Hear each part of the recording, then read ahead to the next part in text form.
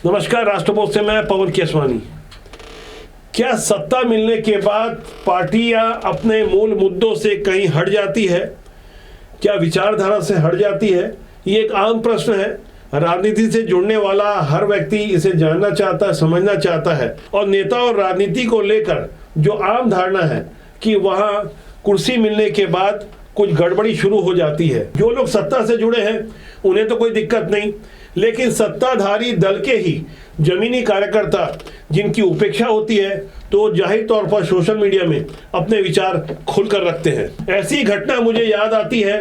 वो घटना थी 10 अप्रैल 2023 को, जब छत्तीसगढ़ के साजा विधानसभा क्षेत्र के बीरनपुर गांव में भुवनेश्वर साहू की 8 अप्रैल को हत्या हुई थी।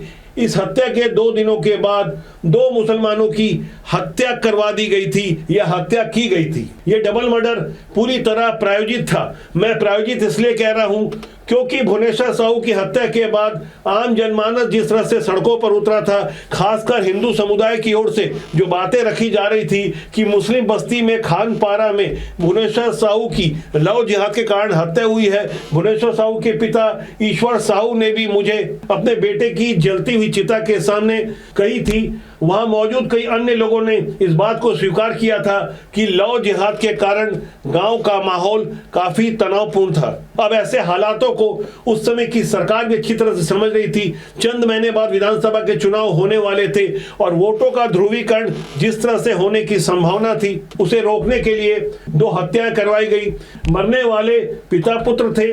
पिता का नाम ईदुल मोहम्मद और बेटे का नाम समीर खान। इनकी प्रायोजित हत्या के बाद करीब 1 सप्ताह बाद ढूंढ कर ऐसे 17-18 लोगों को पकड़ा गया जिनके ऊपर यह आरोप लगाया गया कि इन्हीं लोगों ने बकरी चराने गए पिता पुत्रों की हत्या की। आपको ये जानकर हैरानी होगी, ग्राउंड जीरो पर हम लगातार रिपोर्टिंग कर रहे थे। पत्रकारों को पत्रकारिता से रोका जा रहा था। खुद मुझे भी पुलिस ने कई बार वहां रोका। हालात बेहद तनावपूर्ण थे।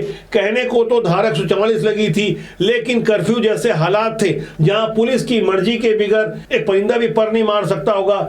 ऐसे माहौल में आप सोचिए, पिता पुत्र की हत्या हो जाती है, कोई भीड़ आके हत्या करती है और भीड़ चले भी जाती है, किसी को पता नहीं चलता। और 1 हफ्ते बाद पुलिस ऐसे ऐसे लोगों को गिरफ्तार करती है जिसमें एक व्यक्ति तो साफ तौर पर दिव्यांग था। वो पैर से सामान्य रूप से चल फिर सकने में भी असमर्थ था। 18-19 साल के ऐसे लड़के थे जिनका जीवन बर्बाद किया गया, जिन्हें आरोपी बनाया गया। उन सारे के सारे आरोपियों को कोर्ट ने बाइज्जत बरी कर दिया है। तो ऐसे में सबसे बड़ा प्रश्न खड़ा होता है कि मरने वाले मुस्लिम पिता पुत्रों की हत्या किसने करवाई? अब कोई आसमान से तो आके हत्या नहीं कर गया होगा। उस वक्त इलाके के एसपी थे इंदिरा कल्याण एलेसेला। साजा विधानसभा का ये इलाका बेमेतरा जिले में आता है। बेमेतरा के एसपी थे, उनकी देख रेख में सारी व्यवस्था चल रही थी और हत्या भी उन्हीं की ही जानकारी में हुई थी। हत्या किसने करवाई, हत्या कैसे हुई और इस हत्या से किसे फायदा हो रहा था, इसकी बारीकी से जांच होनी चाहिए। लेकिन हैरानी की बात यह है कि भारतीय जनता पार्टी इन्हीं मुद्दों को लेकर चुनाव में गई थी। यहां तक मोदी गारंटी में बीरनपुर में भुवनेश्वर साहू की हत्या वाले मामले की सीबीआई से जांच करवाने की घोषणा की थी। कालांतर में उस घोषणा का अनुपालन भी हुआ।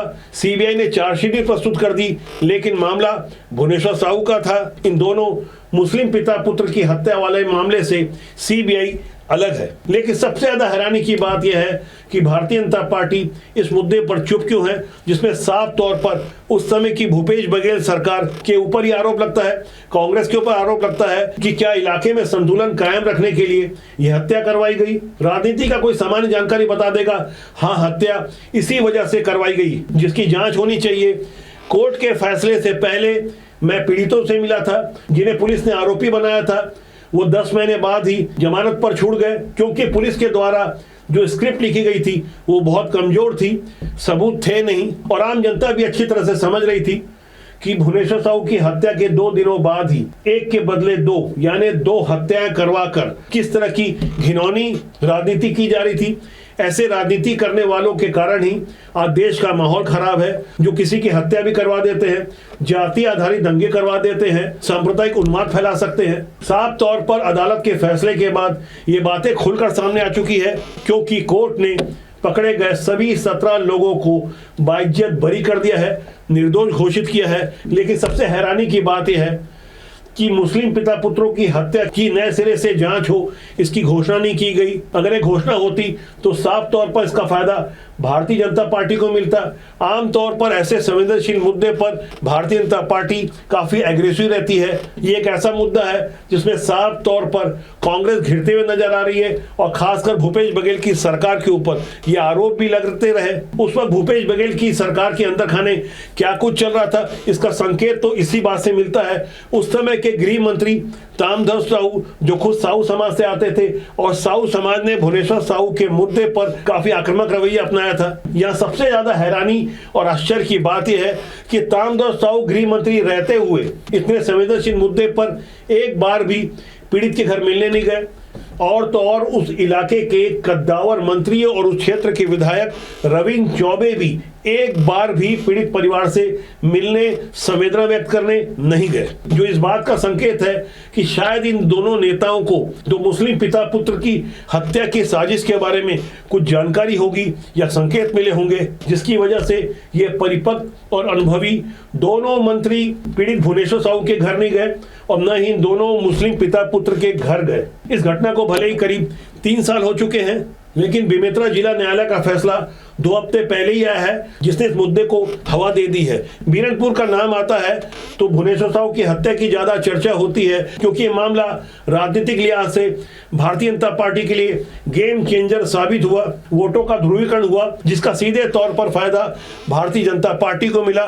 भूपेश बघेल जिस तरह से जाति आधारित राजनीति कर रहे थे और जिस तरह की तैयारी कर चुके थे, उन्हें पक्का यकीन था कि उनकी सरकार रिपीट होगी। शायद यही कारण रहा कि तमाम सर्वे एजेंसियां भी भूपेश बघेल की सरकार बनने का ही दावा कर रही थी। लेकिन बीरनपुर में भुवनेश्वर साहू की मॉब लिंचिंग के कारण खानपारा में हुई हत्या के मामले ने पूरा का पूरा माहौल बदल कर रख दिया। जबकि इससे पहले 3 अक्टूबर 2021 को कवर्धा में जब भगवा ध्वज का अपमान हुआ था, तब भी लोग सड़कों पर उतरे थे।